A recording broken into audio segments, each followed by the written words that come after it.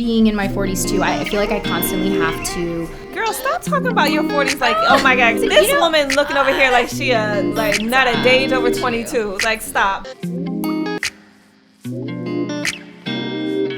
All I see is blessings on blessings, yeah. I see the blessings coming our way, our way, our way. Blessings on blessings, yeah. Hey guys, so we're excited today because we have Desai in the house, in the building. She is on the Cool Mom Code podcast, and y'all don't understand. Honestly, I think that you're a sleeping gym. I really do, because I don't think people really get the power, the experience, the professionalism that you have in this game. And I think I'm real talk, because when I met you, we met on set, which we just remembered now. And I remember thinking like how professional you were, but how beautiful you were, how well-spoken you were, but charismatic and kind. And then as I saw you throughout the years, you know, obviously everyone does, but you do a lot on social media, which you take very seriously. And you're also a mom, which is amazing, but you also have businesses and all types of things. But I don't think people really get that you've been in the game. Like, this is like, you have perfected the art. I feel like, you know what's so funny? I'm like listening to you describe me, and I feel like you're describing yourself. Like, that is exactly how I would like categorize you when I talk about you. I'm like, Lizzie's amazing, and she does this and she does that. And look, I think recognize, right? Like, exactly. we recognize in each other, but it's true. And so I feel like, you know, a lot of times you meet people nowadays, and especially in this industry, and it is just like, oh, they're really great at social media, but then that's what they're only really great at. They don't have experience of necessarily being in front of the camera and like just all the other layers that come along with that. Yeah. You literally have journalism degrees, master degrees. Like, people don't understand. Like, you have studied this craft. Yeah, I think it's funny because I think it's so easy in this game, especially with the industry that we're in, to feel like the ageism and say, oh my God, I'm in my 40s.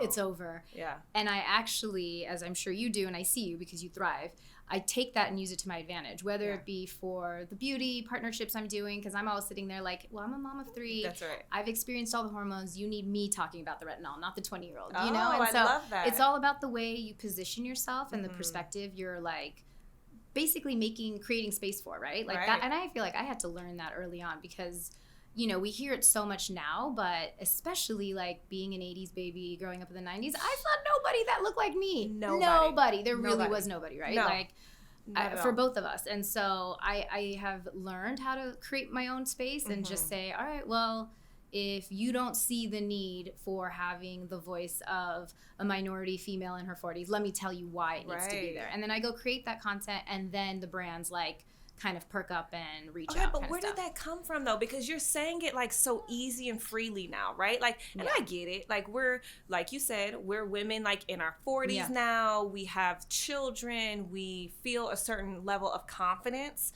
now that we may not have possessed in our younger years. But that just like doesn't come from nowhere. Like, you know what I mean? Like, you're saying it so freely. Like, oh, I just create the space. Yeah. And if you don't see the need, I'll tell you why there's a need. No, you're like, right. Where does that? No, but I love it because I think that that's how you have to be. But like, where does that come from? I mean, trust me, I do have imposter syndrome. I think like sometimes half the time when I see an email I send or something, I'm like, oh my God, I just did that. Or a phone call, I'm like, what did I just do? You know? But I think like 2 things. One, I do believe, like, for me, my support system, my husband, who's been, like, my best friend, we've dated since college. Like, he is my number one, like, everything. He's like, yeah, hell yeah, you deserve that. Hell yeah, you should be asking for this. You should be asking for 5 times that. And I feel like that constant affirmation and support and encouragement has slowly kind of made me like, yeah, I'm the shit. I should have this, you know? And if they want to lowball me, let them come and say that, right? But he's always said this to me. And it's taken me almost 2 decades, I should say. Like in my 20s, I would be very like, I'll do it, and, you know, and it's fine, and I'll just do it for free, and I'll take anything because I'm so lucky to be doing this. Right. And now I'm like, I have a lot to offer. You know, I have the pedigree, I have the skill set, I have the things that I think deserve to be acknowledged, whether that be monetarily or validated in some way that I think is commensurate with how I feel it should be. Right. You know? Right. So I think it comes with obviously age, it comes with the support.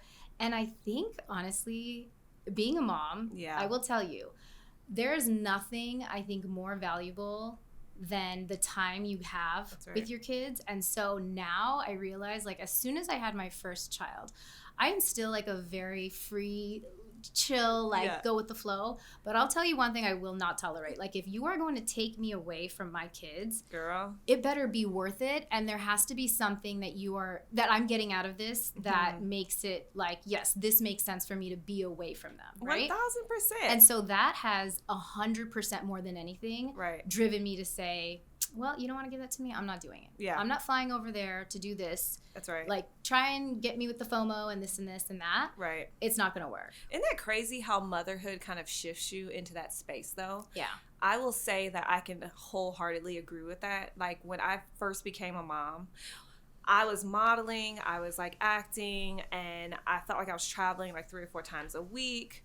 I miscarried, and like with my first pregnancy, and I remember thinking to myself, like, damn, like, wow, like it just affected me so much. And you know, as in that moment, you think, oh, is it something I did, or is it something that I was like too active, or whatever the case may be, which is not. That's not the case. Right. It's just your body's way, but it's not the case. But at the time, I was like, okay, so when I finally got pregnant with a healthy pregnancy, my first child now, I remember just like literally everything shifted. I was like, I'm not traveling, not worth it, nope, not unless my baby can come with me, not unless like I just didn't want to be separated from her.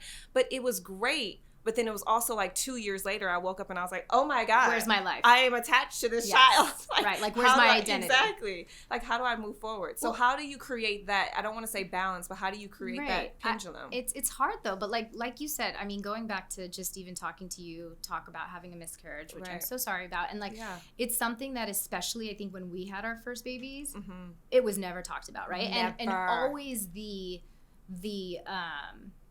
we bared the weight of like the guilt, right? Like we did do something wrong. Right. It's on us. It's our bodies. And I'm sure the women in our lives, generations, you know, they're like, what'd you do? Right? And it sucks because you then are like, okay, I'm fully responsible for this and going forward. So I do even now wish that there was more talk around that because you see women experiencing it so much, but there's this whole thing of like not talking about it too soon. You know what I mean? But there's so much more conversation about it now. So much more about that. I always say this to everyone. When we had our first, because just so everyone knows, Ami and I both have 10-year-olds, 8-year-olds. Ami also has a 2-year-old, and I have a 5-year-old. So we're very similar in our age ranges. But when we were first having kids, it wasn't cool. Yeah.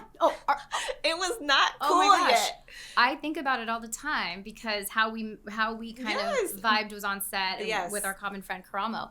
And I always think about it. I was doing a digital show with him, and I remember he was always just so encouraging, like, I mean, we got to do this. We got to do this. We got to do this. And I was like, oh my God, I'm so tired. Like, I just had my first baby. And when he turned 1, I found out I was pregnant again. We're shooting this digital show like 5 days a week. I'm like, I'm so tired. All I can do is be in this space of being a mom. Yes. But I remember I started thinking like, okay, I want to start pitching like shows and content around mom life. Right. And it wasn't a thing. It was not cool. I remember I would go places and people would be like, yeah, you know, it's just like the space isn't there. Yep. Moms are really focused on what they're doing and not really like consuming media and this and that. And I was like, false. Well, yeah. And then that's where I started creating my own content because nobody was latching onto it. Nobody saw the need for it. That's right. And I was like, well, how do I make this even more different? Because at the time, this was like 2013, 14. So Instagram was already it was there. It was, but not quite what it was. Right. And YouTube had already been there. Right. And so I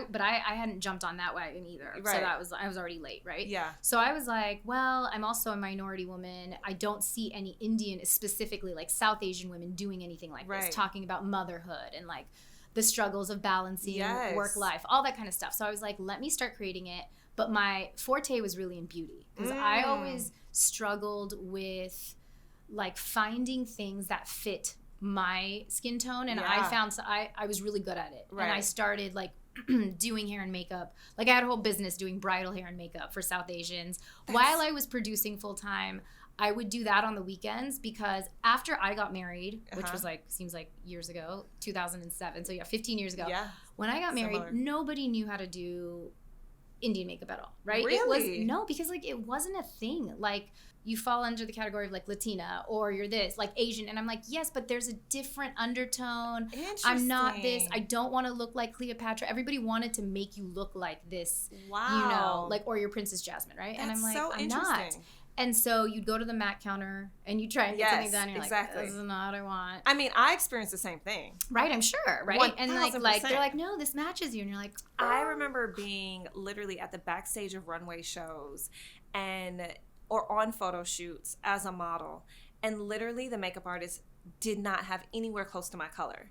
And I'd be like, how is this possible? Like the darkest they had was like for Brazilians. Because at the time, Brazilians were like Giselle and like, that was like everything, right? But they would not have my shade. And I remember thinking, how is this possible? Like, how am I even in this day and age, like on a job and you don't have my color? So I'm so surprised like that you experienced the same thing, I guess. It was crazy. And for me, I was just like, I feel like, you know, in your industry, like I'm surprised that they didn't have that because it's models, right? Like that is what they're doing. They're supposed to like probably sell the product they're putting on your face or whatever it was. But like for me, I was like, gosh, your wedding day is probably one of the biggest days of a woman's life. And especially being South Asian, like we go to India to go shopping. We make it a whole week's event. Right. You know, you're coming in on a horse or an elephant. Yeah, it's a big deal. 10 wardrobe changes, you know, all the things.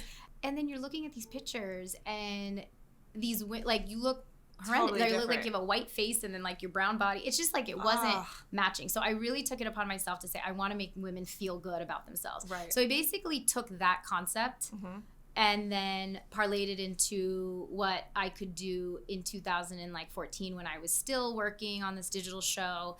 And I had 2 kids under 2, but I wanted to work from home and create content. So I started doing stuff on YouTube. And I remember one of my first videos was like, how to get ready with a toddler in under 5 minutes. So you geared yourself towards mom content, but still in the beauty space. Exactly. How to juggle. Exactly. How to do. And so like I literally had my 1-year-old on me and I'm doing my makeup. I'm like, so just, you know, if you have one hand, this is what you're going to do, but make it realistic. Don't try to do a cut crease. Don't do this. Just do a simple like concealer and blush and you're good to go. So your experience basically of producing in the professional space, right? Like just TV shows and all these things that you had already had the experience of. Now you took that into the YouTube space and started making your own content and producing your own content. Yes. But I would say that it's like Instagram that I really like caught onto because YouTube for me was still one of those like longer form situations that I don't know. I felt like I liked talking to cameras and stuff, but it was Instagram was just more inviting because it was like newer and the content form was pictures and you could do videos or I don't even know if we did videos back. Oh yes, you did just like the 60-second videos, just like but quick. No reels or anything. And I remember I started doing quick beauty things, or I would take my YouTube videos and then like, you know, make them into 1-minute videos that I'd put on. And I started realizing that there were other women that were like, oh my, I want to know what your foundation shade is because you're exactly my shade. I'm going to Sephora tomorrow. Can you tell me? Right. Because they always don't match me the right way. And that became your market. And then that became my thing. Yeah. And then, but under the lens, I did this marketing exercise. And this is, I can't stress this enough. I think it's so great. Like, and again, I think this comes with age, but being open to talking to people and like learning, always learning, right? That's right. Like, ask questions. Yeah, exactly. Like just always asking questions and so always you do that on social. Yeah, like I use my Instagram or my TikTok, whatever it is. I use them. Everyone on there, like my family, my community there, I use as my focus group. Like, what do you guys want to see from me? Because I'm creating things I think you want to see, but what do you want to see? Like, do you want to see something different from me? But I think what's really cool is that like we have the opportunity to create that kind of content. It's true. And then also use it in a way that like fits our lifestyle too, right? Yeah. And that just so happens to be something that people want to see. I think that's a great marketing tool that people don't realize that more people should take advantage of. Right. YouTube, Instagram, social, in a sense, has to be your focus group. Right. Right? Exactly. Like it has to be a way for you to know what your audience is looking for from you. Exactly. And then how you can market to that audience. Yeah. But it was funny because I remember this one girl I had found or met on Instagram. She happened to be a marketing exec and she was like, your content's great. Like, do you need any help on where you're going in this? I was like, yeah, you know, everyone's telling me I really need to focus on one specific category, like fashion or just makeup. And I was like, but I feel like I'm that modern mom that kind of wants to do it all. I want to cook here. I want to talk about kids. I want to talk about fashion, whatever. And she's like, well, let's do this exercise. And I remember this exercise was something that I'll never forget because it allowed me to really get my elevator pitch kind of like down pat. And it was like, what is your tagline? You know? And I remember I walked away from it and it was like, everything I do is going to be under the umbrella of being like in that mom space. So it's under the lens of being a mom. So if it's fashion, it's all about like how I'm going to do it quickly as a mom. If I'm doing a red carpet look, how do I make something aspirational approachable? And so it's kind of like mom, aspirational, yet approachable, quick and easy, you know? That's interesting because I feel like I fall in that same category. Yeah. Like I feel like one of the things, and listen, I love social. I mean, I think it's a great tool when you know how to use it properly, but it can be daunting. Oh, yeah. It can be so exhausting, be so daunting. Sometimes I get really like, I get really confused and kind of like anxious on what to share and what not to share. And then that makes me stress out. And I'm like, you know what? Forget about it. Like whatever. Even though you're doing all these things in the background, you're hustling, you're working, you're doing all this stuff. You're like, oh my God, I cannot. Like even to think about making a reel or some sort of piece of content, I'm like, So to hear you though, I feel like I'm in that same bucket, right? Yeah. In the sense of like mom, food, anything like home, beauty. But, like, I think you're much more of a beauty artist than I am. But, like, beauty and, like, you know, that kind of thing. So it's, like, weird because that's what people used to always tell me, too. They're like, pick one. And I'm like, how? You're like, how do you pick one? How do you pick one? Yeah. But I do see people who have chosen one can be very largely successful. Totally. So, like, how is it trying to juggle all those different... Oh, my God. Stop it. Oh, my God. They're coming to clean. This is actually just really great on Hilarious. video. This is so. Oh, they're pausing perfect. Right here. This is awesome. Actually perfect. It's just like mom life because it's like instead of our kids walking in doing something embarrassing, we literally have. Well, I was gonna say though, like what I think is interesting is that instead of picking a category, I think it's really nice that we just didn't. Right. Because it's all about how you measure success, and I'll tell you, for me. I think I would have driven myself crazy, and I don't think I would be authentically me if I chose just one thing. Because I feel like you're very similar in this. Like, what you see is what you get. Like, I am the same person I am on social, on stories, that I am in real life. I can speak to that, Ami. I promise you, and I kid you not, you are. And you're are too. And same. Yeah. But also sometimes I feel like people don't realize, I mean, when you sit down with me and you hear me talk, you understand exactly how real I am. But then on social, it's like you're getting such snippets. Like I don't talk a lot on social, which everyone keeps telling me, girl, talk on social. And I'm like, what am I supposed to talk about? I don't know what to say to everybody on social. It's so awkward for me. But everyone's like, talk. And you're so good at talking. You're so good at sharing exactly who you are on social. And it's like you said, it's like there's a realness, there's an honesty, there's a full transparency, but like, you know, no filter is what I'm saying. Yeah, but it does get hard because there are times like, for instance, you know, when my father-in-law passed away, like I didn't want to be on social for a week, you know, and then people are like, what's going on? How come you didn't share this? And I'm like, oh, I don't want to go into that part of my life. Right. But I also felt like I did choose to share my kids and my family. So I felt like there was a need to talk about things. But I was also like, it's my father-in-law. It's not my dad. Yeah. So it was a different, you know, it's all about learning how to navigate it. Right. So I think at the end of the day, though, it's really just being what we're comfortable with, right? And I think like I would hate to say, I almost always say this, like I'm like bummed that I came into the game late, meaning like I know, same, right? Girl, like, I said the same thing. Damn, if we only did this when we were, you know, single and imagine if we were on it when you and I first met. I mean, can you imagine when you and I first met? Imagine if we were like boom, boom, boom, boom, boom, crazy. It would be it'd be a different story. Yeah. But I think what's beautiful about it and what's genuine is that like. Our demo has grown up with us, you know, and like they're going through different phases and stages just like we are, and you're learning along the way. But I will say, like, as I'm sure you do too, we have so many friends that are younger than us because that's just given the nature of this space. Of course. And I talked to some of my 20-year-old counterparts or early 30s, and it's like there's this sense of, I know that if this were all to go away tomorrow, we are 100%, 150% like at our core good. Yes. You know, we are good, we are stable, and like we know that because what we show is authentically us, right? There is this level, right, like of learning what to share, what not to share, how to share it, when to share it, all this stuff like that. But do you and your husband like kind of ever, you know, talk about it, like talk about what is appropriate to share and what you guys don't feel comfortable sharing? Just within the family? I think like he's pretty great and lax with whatever I want to share. Like he's like, you want to share the kids, you want to do this, totally fine. And he's like a secret like influencer in that he loves documenting, but he doesn't want to share it with the world, you know. But he's like the first one to like, oh my God, get this, and I end up using his content because I'm like, I didn't get that. But he's very private, but he's also very like, he's just, I feel like he's just so well rounded, and he understands like he has a very good point of view on what you put out and like what your persona is online. Some people, a lot of people are not who they are and represent online. And he's like, you're so authentically you, but you have to be careful about that sometimes, because what you're putting out there as trying to share and trying to maybe inform or help people like identify with you.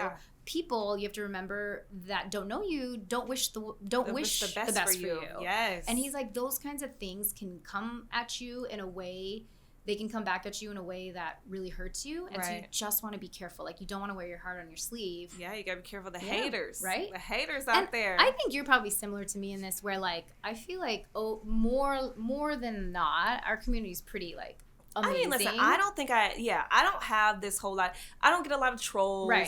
I don't have a whole lot of haters. I mean, I get some things, like, but it's not mine. It's like residuals from other people. Like, it's like someone else will post something about us or whatever, and then I'll get the residual trolls. Like, come on. So I'm like, whatever. But I'm also, you know, in this space, and I think you're very similar to this, is that, like, coming from modeling, acting, like all those, like, where everything was a no. Yeah. Where I was told no so much, and like kind of told, oh no, it's because your nose is like that, or because your eyes aren't big enough, or because blah, blah, whatever the case may be.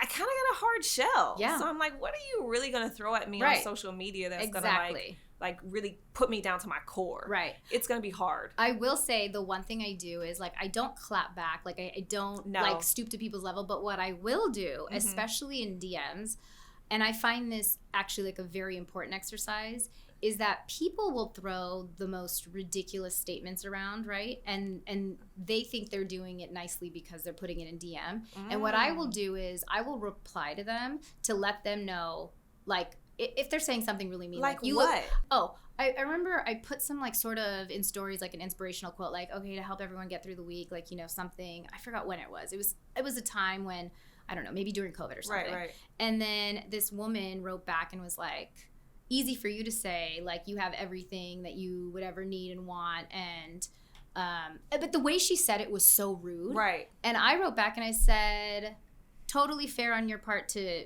you know, assume things, but just remember, like, I'm a real person behind this. That's right. And so, like, no one's doing this for me. I'm answering my own messages. I am a real person. That's right. Like, so no matter what your situation is, like, people have feelings. Just remember that. Just because if I was saying this to you, or think about it, if you had a daughter or you had a sister that was being treated like this, would you talk to her like that? Wow. Would you? Or I always treat it like coworkers, right? I'm like, if you had a coworker that you felt like was acting a certain way, would you walk to them and talk to them like that? Like, it's true, right? Like, I think about that all the time, even with sometimes when people feel like, with everything that's been going on politically, right? Like, we don't necessarily have political stances that we share on social, but people expect certain things out of you. Right. And to me, I'm like, whether it be socially, politically, I'm like, would you expect in the workplace someone to talk about their religion? Or wow, that's a good point. You know, that's a really good point. I don't think you would necessarily go and say, like, oh, so, you know, what do you think about this? Because, unless, whatever. Right. I just feel like it's bold. And a lot of times it's because people feel that boldness because they are behind a computer or their tablet. Do you feel like people expect you to be more social? I mean, to be more political on social? I don't think so. Yeah. I think I definitely say what I want to say. And if someone has something to say about it, I have no problem with being like, that's fine. Just don't follow me then. Right. You know what I mean? Exactly. Or, like, I hate when you do have a stance on something, like whether it be a social issue or a political issue, if you do have a stance, but your content tends to be more whimsical or like not serious, people are like, why don't you just stick to mascara? Hold on. You're damned if you do and you're damned if you don't. So just do whatever the hell you want to do. Exactly. You know? If you feel like speaking about it, speak on it. If not, don't. Exactly. That's what I usually do too. Yeah. I don't necessarily have a political platform where I'm like always like, oh my God, Trump did this and Biden did this. Yes. And can you believe this, da-da-da? You know, I spoke obviously on things that affect me personally extremely to the core. Black Lives Matter, things like that. But for the most part, I mean, I don't really necessarily like get on my social and be like, da-da-da-da, blasting things. I do try and keep it a happy space, and I try and keep it like a realness to my life and like what I'm going through or whatever's happening. Yeah, and positive. And I think also it's hard because the way we grew up, where there was actual journalism there was only a newspaper. Exactly. And you had to get 3 sides of the story, right? Like facts. Here, it's just so twisted and so skewed to like, oh, okay, you're conservative, so everything you're gonna get is that. It's sad, and I see my kids even going through it. Like I'm seeing my 10-year-old. I'm sure you are too, right? Like certain things that they'll say, like, you know, oh, so if you're a Republican, are you bad because Trump is a Republican? I'm like, well, I don't know. Why do you think that? And it's like, I think about it. I'm like, I grew up with Reagan as a president. That's right. And he was an amazing, like, I consider former myself, actor. Exactly. I consider myself to identify with more Democratic parties, but I loved You remember Reagan. liking Reagan. Yeah, exactly. You know, and so I'm like, gosh, that's so interesting. He grew up in a time where like Trump is so polarizing, and I mean, some people may not think he's a good person, and like, wow, he sees that, and he associates like being Republican with being bad. I mean, this is interesting though. This takes us into like kids, right? And like social and like the world and what they see, and like you really think about it, they're growing up so differently than what we experienced, and especially with social media. Are your kids on social? They are not. I mean, I've started their own accounts, you know, and but they have they don't have phones. Yeah. They don't even have like Apple Watches yet. They don't have, I feel like my son won't get one until he's at least 12. And even then, I'm probably going to give him like the one that can just dial out to like 2 people, like me and the police. Yeah, I know. Because he does need it. Like, you know. Scary. It's scary. Mine don't have social accounts. Yeah. So we don't have them on social at all. But my oldest, because she rides the bus, we got her phone. Right. She has to. And so because what we were learning was that normally, like on the bus, they have like this thing where it's like they'll alert you if the bus is going slow or if it's late or running behind or early or whatever. But it was like always broke down, and we were like, okay, that's not helpful as parents. And like we started to worry about our kids because sometimes the bus would be like 45 minutes late, and we'd be like, where are our children? And so we got her a phone because she rides the bus with her younger sister. They go to the same school. And so I'm like, all right, this is your phone. You only turn it on after school. You text us when you're on the bus. You text us when you get to like a bus stop, blah, blah, blah, like all this stuff. So it's more of like safety. Right. And so she's not allowed to like go on any other real Do you like track her and stuff? Like I haven't gotten there yet where I like there's like these things. I forget what it's called, but it's like you can track everything that goes on their phone. You can like watch everything, but she's not using it for anything else. Like, and so she loves taking pictures. So, like, she'll take 1,000 pictures and she'll use it to, like, text us, basically. And that's normal, though, too, because she also sees what you do. Like, same thing with my kids, right? Like, they see it. And so I wonder 2 things. One, I always wonder, like, how we got by. Like, I remember when I used to run track and cross country and play soccer, I'd be like, hey, Mom, collect call. That means come pick me up. Yeah, or pagers. The little, little pagers. Oh, my God, so girl. Weird. It's so different. So weird. It's so different. But then also I think about, like, being on social media and then having our kids now understand, like especially the older ones, you know, like I do fundraisers and I'll host like these makeup parties, and then people, some of the moms will follow me on Instagram, and then they'll be like, you know, my son would be like, oh, like so-and-so said that you, like his mom was watching you today. Like, no, I get that too. Like I get that going to school and they're like, Mom, so they totally watched you on YouTube. And I'm like, I don't know what they were watching. Like, I don't know why. Like, no, it's just, it's so weird. It's so weird nowadays. It really is. It's just a different thing. It is interesting. TikTok scares me even more. Now, TikTok, absolutely not.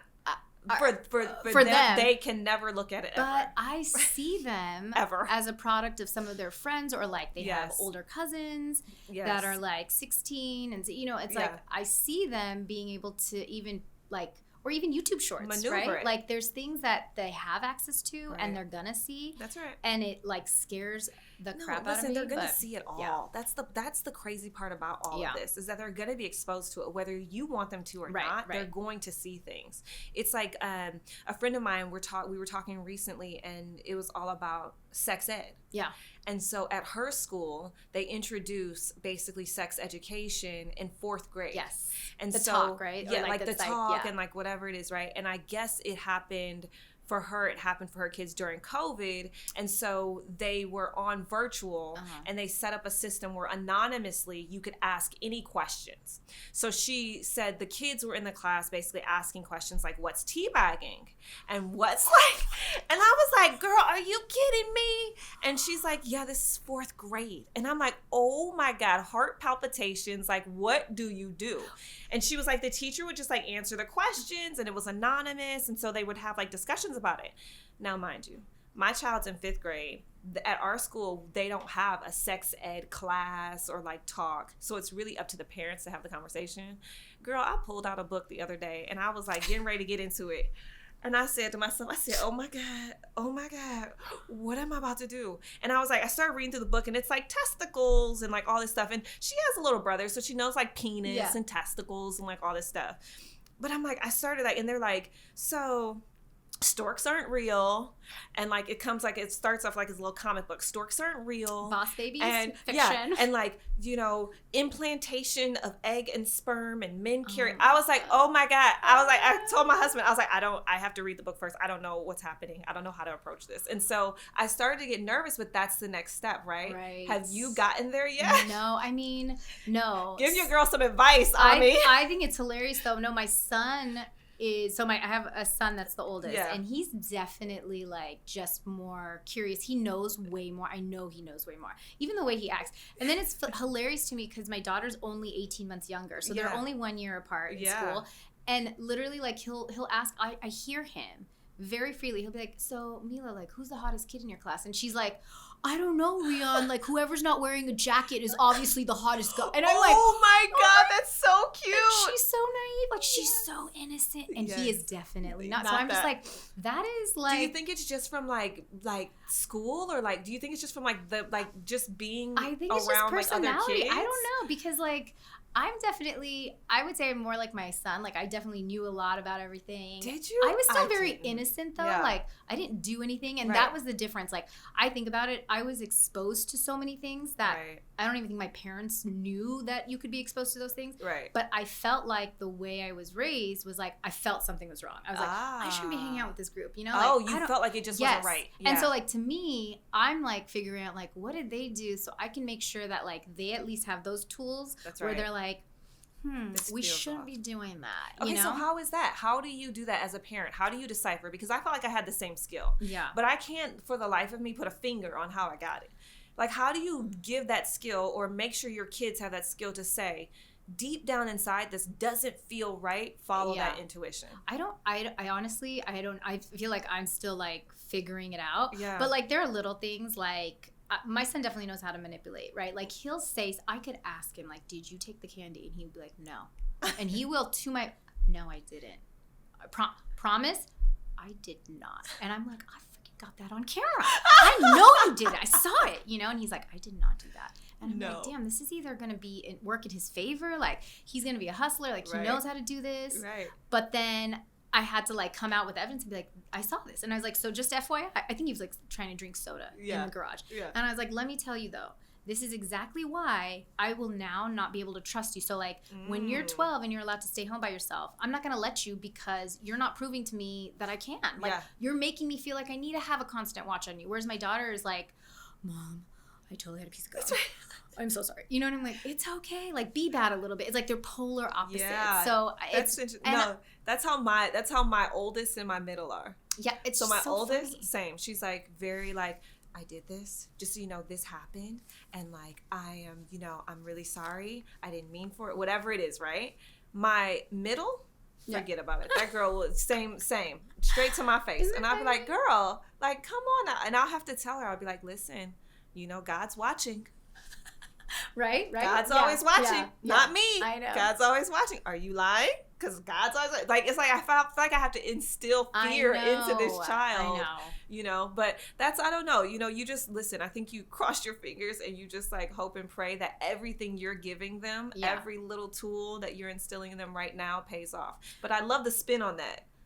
Right. Like maybe this will work in their favor. Right. I know. Well, I think about it because I'm like, I know they're not bad kids, but like I have to imagine that like you have to be a little cunning and a little like, figure out ways to work it to, you know, get ahead. I don't know. Maybe I'm making myself feel better, but I just feel like I agree though. I mean, listen, we know it now as adults, right? Yeah. You kind of have to have a little bit of edge to make anything go in this world. If you're always just like the nice person who's waiting or on the sidelines and always super like what, it's not, you have to, especially in this, you have to have a little bit of something in you. Yeah. Which I feel like I search for sometimes within myself.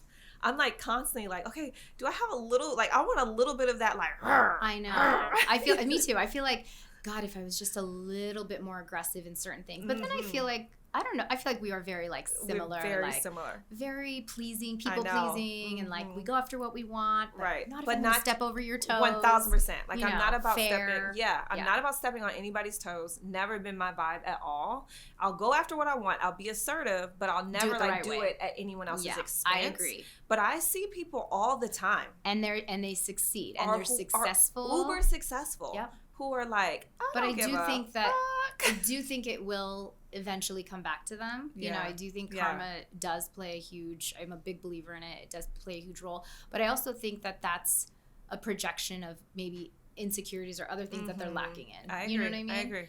And I don't know. I feel like that's something there. But I also feel, I don't know how you feel, but I remember I used to put a timeline on everything I was doing. So like when I was 25, I was like, if I'm not doing this at 28, I'm completely useless and I've lost all hope in this, right? 1000%. And it was always related to this industry because I grew up, again, very like in a traditional South Asian, you know, household where doctors, engineers, lawyers, that was it. And so they were like, I'm sorry, you want to do what? Exactly. You know, I was like, exactly. And you were always smart. You were always like, you know, or you had to fall back on that, right? Like prove it, like, oh, I went to get my master's. Exactly. So I'm not, like, I literally, when I wanted to do like beauty and thought I wanted to do that full time, I had like people staring at me like, oh, what you're doing. Was it hard for you to be around, like, because I'm sure there was people around you who are now doctors and lawyers and these are your counterparts and your friends and like all this stuff in all these other industries. Was it hard for you when that wasn't your route? I think so, but I think I touched on this a little bit, but like I feel super blessed because when my parents immigrated here, like in the 60s, they came with like their friends and somehow they all stayed connected and their kids are now some of my best friends. Like it's crazy. And so it's like literally built-in family. You know what I mean? Amazing. Extended family. Yeah. So when I was telling you I was going to Cabo for like three different parties this weekend, it's like 3 of your closest friends that you grew up with, you know, in different categories. It's just it's awesome. So like I feel like everyone has always supported me, and so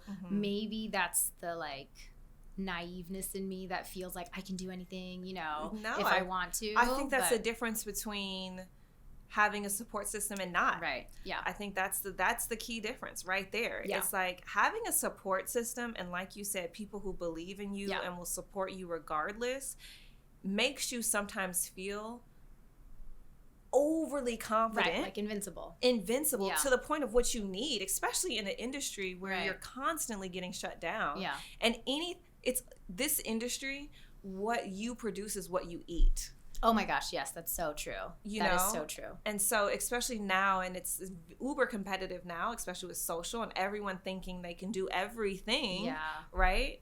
It's a different Which beast. I will say that part of it makes me so happy that I grew up in the generation that we grew up in the generation we did, because I felt like there was no such thing, especially for me, like having just the opportunity to be like interning at CNN and like in Atlanta, or like working at E! News before it was E! News, you know, like doing that kind of stuff. I would do anything. Like I was like, you need me to grab that? You want to do this? Like I know there are people now, like Gen Z, and even what are our kids called? No, I don't know what our kids are called. There's something. I don't know. Something weird. XYers or something? I don't know. Something like that, right? Chromosome X or something. I don't know. But either way, like I am constantly like, you guys have to like have this yearning to like want to go after things and do things and like be a team player, because you need to know every single person involved with something, right? Like don't just know the superstar, don't just know the star athlete, don't know this.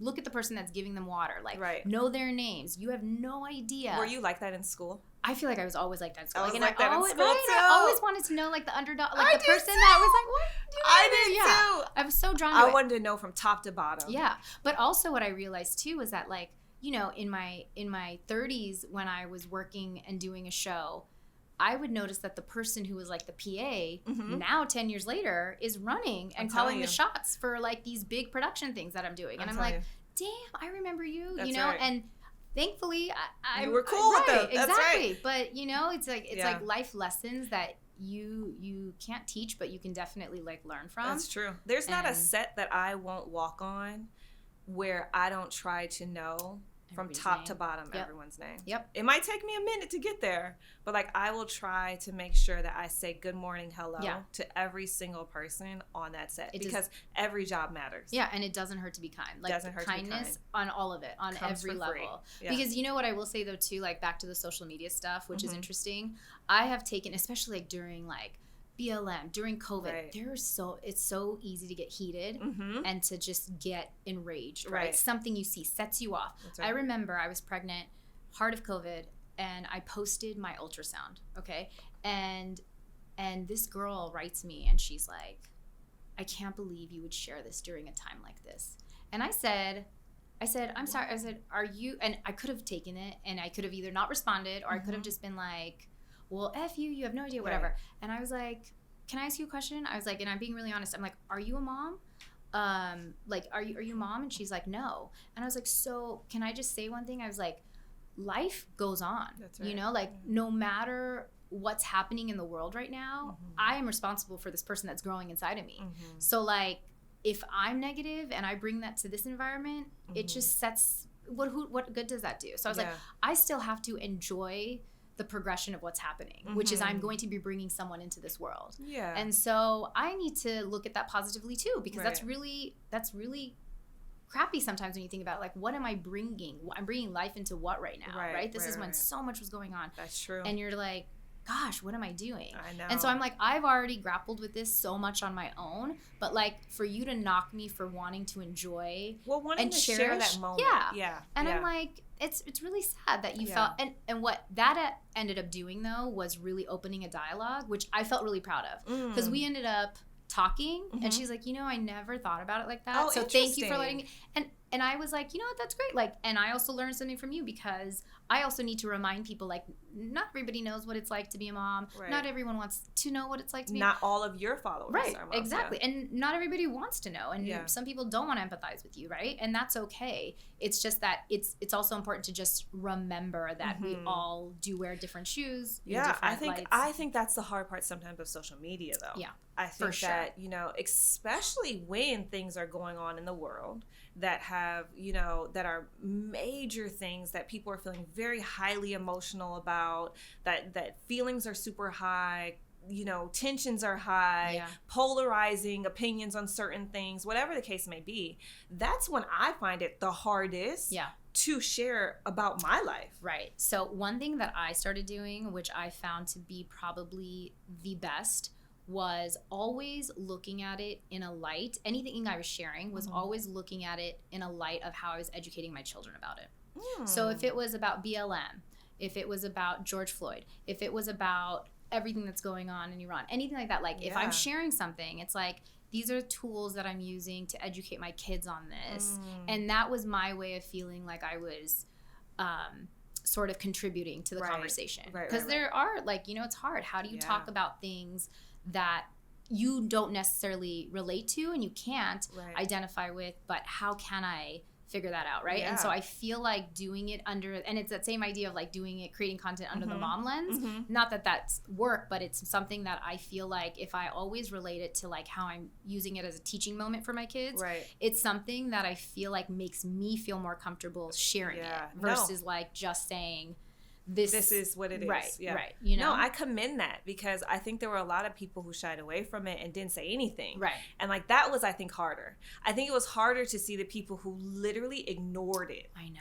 like that, like, you know, there were some people who put like a black screen up or, you know, just something, you know what I'm saying? Like to acknowledge, like it was everywhere. You couldn't ignore it. Right. So I think the people like that I followed who literally just like went on with like just their whatever normal content as if nothing was happening in the world, that was sometimes harder for me to like follow that content. Because I was like, how do I like your dress right now? Exactly. It's weird. It's just like kind of being tone deaf. It was just like, it was so weird. It felt like you were watching like what's the like the Twilight Zone or Twilight Zone, or what's the little like neighborhood where everything's exactly the same and something like that. The George Truman Show. Yeah, or the Truman Show, right, or something like that. Like it was like, it felt like that, where I was like, what kind of awkward, like what world are we in? Yeah. So that was harder. But I like the fact that I think that's actually a really great point. When things come up, and especially because you are a mom, right? Yeah. So what you do on a daily basis in your household and outside of your household is educate people. Yeah. You are coming from the lens of like, hey, here is a way to think about this and how I would frame this to my child or my children to teach. Because what we're doing on social, I mean, if you really think about it, yes, we're sharing a part of our lives, but all of it is a teaching method. It's a teaching source, right? And you just hope the information you're gaining from someone is truthful and honest and real and not just skewed and, you know. Absolutely. Yeah. Absolutely. And it's just, you know, it's like the landscape we're in. So it's literally, like you said,